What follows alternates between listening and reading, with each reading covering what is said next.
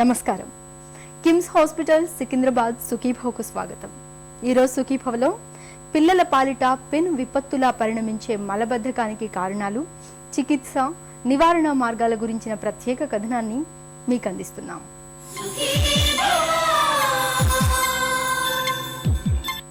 మలబద్ధకం అనేది ఇవాళ చాలా మంది పిల్లలకు ఒక పీడకలగా మారుతోంది.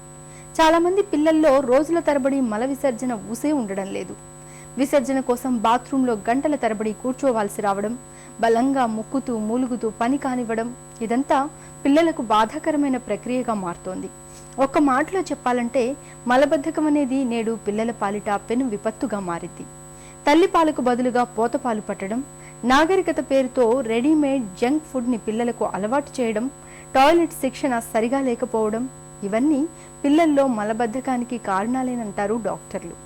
పిల్లల్ని బాధించే మలబద్ధకం గురించిన ప్రత్యేక కథనాన్ని ఇప్పుడు చూద్దాం.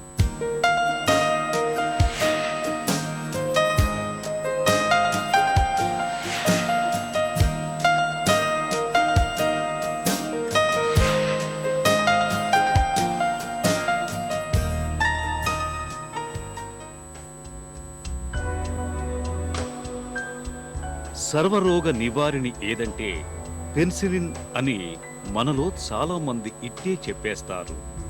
మరి సర్వరోగ కారిణి ఏదంటే మలబద్ధకమనే సమాధానం చాలా మందికి ఇట్టే తట్టకపోవచ్చు. ఆ విషయం తెలియకపోవచ్చు కూడా. నిజమే, మనలో సర్వరోగాలకి మూలం మలబద్ధకమేనని డాక్టర్లు చెబుతారు. అసలు తమకు మలబద్ధకం ఉందనే విషయం 80% మందికి తెలియదని, అలాగే దానిని ఒక ఆరోగ్య సమస్యగా కూడా చాలా మంది భావించటం లేదని సర్వేలు చెబుతున్నాయి.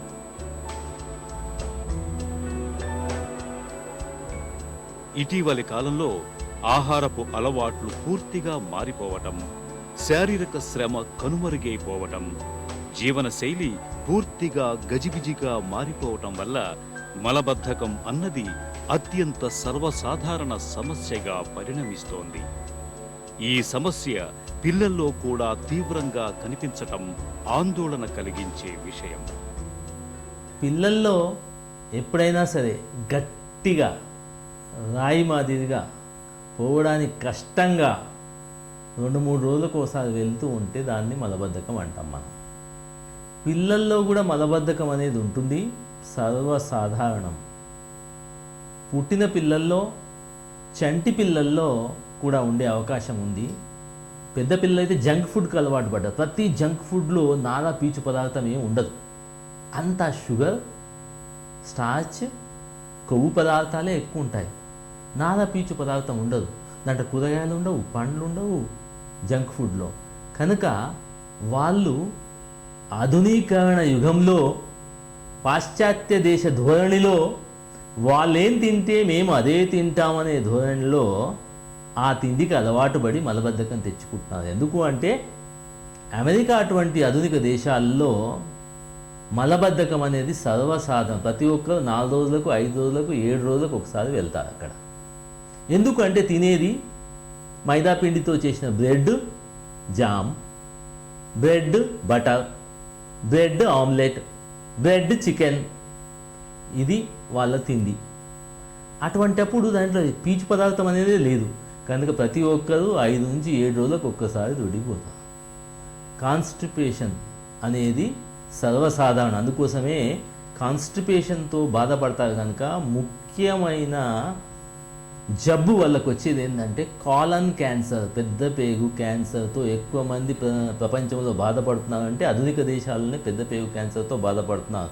ఎందుకు అంటే మలబద్ధకము కారణం వలన. చిన్నప్పటి నుంచి పెద్దగా వరకు వాళ్ళ మలబద్ధకమే ప్రతి మానవునికి, అక్కడ నివసించే ప్రతి మానవునికి.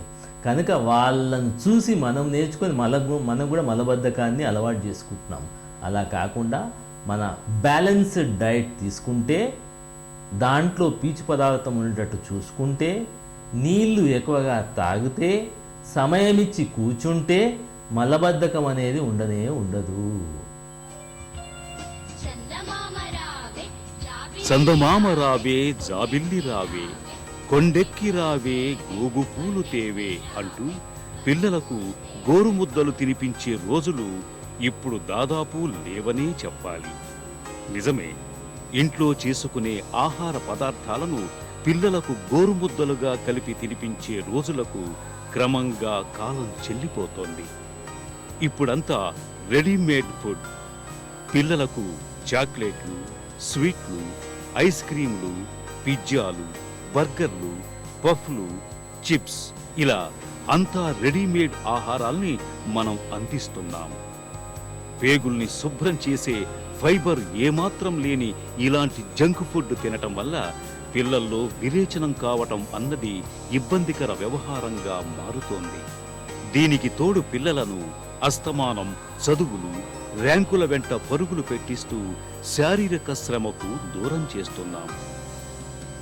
ఫలితంగా పిల్లల్లో మలబద్ధకం అన్నది సర్వసాధారణ వ్యవహారంగా కనిపిస్తోంది. ఈ మధ్యకాలంలో తల్లిపాల బదులు పూతపాలు పట్టించే పిల్లల్లో మలబద్ధకం ఎక్కువగా చూస్తున్నాం మనం. ఎందుకంటే తల్లిపాలల్లో 7 నుంచి 8% షుగర్ ఉంటుంది. అదే ఆవు పాలైనా, బర్రె పాలైనా, డబ్బా పాల పౌడర్ అయినా కానీ 3% షుగరే ఉంటుంది. కనుక షుగర్ ఎంత ఎక్కువగా ఉంటే అంత మలం అంత పల్సగా వస్తుంది. కనుక డబ్బా పాలు పట్టే పిల్లలకు తెల్లగా, గట్టిగా, శుద్ధ మాదిరిగా 2 రోజులకు ఒకసారి, 3 రోజులకు ఒకసారి, రోజుకు ఒకసారి కష్టంగా పోతూ ఉంటారు. ఎందుకు అంటే బోవైన్ మిల్క్ అంటే బర్రెపాలు, ఆవు పాలకు, తల్లిపాలకు మధ్యన ఉన్న షుగర్, కొవ్వు పదార్థాలు విభేదంగా ఉండడం వల్ల ఇలా వస్తుంది. చంటి పిల్లల్లో ఎవరికైనా సరే మలబద్ధకం ఉంది అంటే హార్మోన్ సమస్యలు ఏమైనా ఉన్నాయా అని కూడా మనం ఆలోచించవలసిన అవసరం ఉంది.